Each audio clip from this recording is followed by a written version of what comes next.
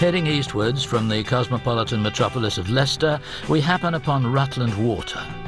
This enormous reservoir covers most of what was, in 1974, England's smallest county. Rutland had no landmarks or major towns, but it did have its own cult TV series. BBC Two opts out, and Rutland Weekend Television opts in. Britain's smallest television network goes nationwide. Hello tonight.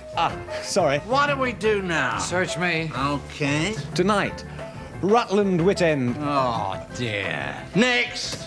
Well, we've come back to Rutland Water 30 years after Rutland Weekend Television to virtually the exact spot where the television studios were. Unfortunately, after the last series, someone left a tap on. Good evening. Keith, you have the reputation of being something of a wit. Yes. People say that as a natural talker you are remarkably witty and extremely funny. Yes. Well, you know, 30 years ago, television was pretty appalling. And it seemed to us that, you know, it could do with a bit of sending up. Look out, over there! What is it? A commercial break! Avoid it! Next week, we'll be looking at sex in the theatre and wondering whether the audience shouldn't wait until they get home. The idea was it was the smallest television station in Britain, because it was the smallest county. Therefore, it would have the smallest budgets. You cheeky monkey. And it was a licence to make cheap television, really. Filmed expensively on location in Rutland, you can see the might and majesty and length of the French army as it advances on Moscow. See Moscow in flames. You could argue that we would probably be spending more money on Rutland Weekend Television than they'd probably spend on television shows like this. Not like this one, of course. This has had lots of resources and time put into it. We would like to apologise for the overmanning on this programme, which is due to an administrative error in the bookings department. Eric had just sort of separated with his wife, and so he had a slightly skewed view of love. You have to put people who are in love in hospital, because they're sick. Otherwise, other people will catch it. Nasty, filthy little disease. And some of these didn't come off as really funny. It may be true, but they weren't really funny. But some of it is, I think, is pure wonder. This man is suffering from love songs.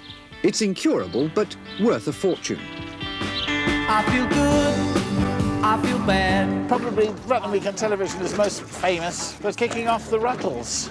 We were the prefab four, yes. Yes, a legend in our own lunchtime. Their first album was made in 20 minutes. The second took even longer.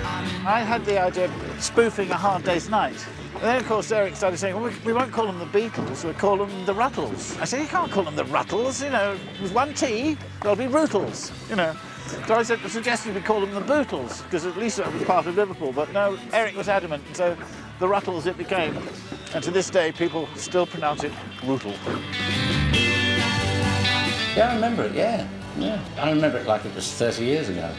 We did a bit of filming in Denham Village Hall, got up on the stage and mimed the soundtrack. And then we got out in the field and just ran around thinking up ideas as we went along. I don't think anything was very preconceived, just having a laugh.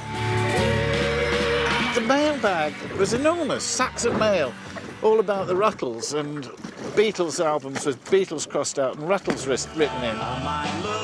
Well, believe it or not, there are bootleg Ruttles. If you look on YouTube, there's a band in America, another bootleg Ruttles, and there are people bootlegging Ruttles all over the place.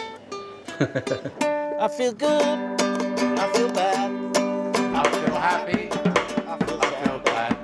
Am I in love? I must be in love.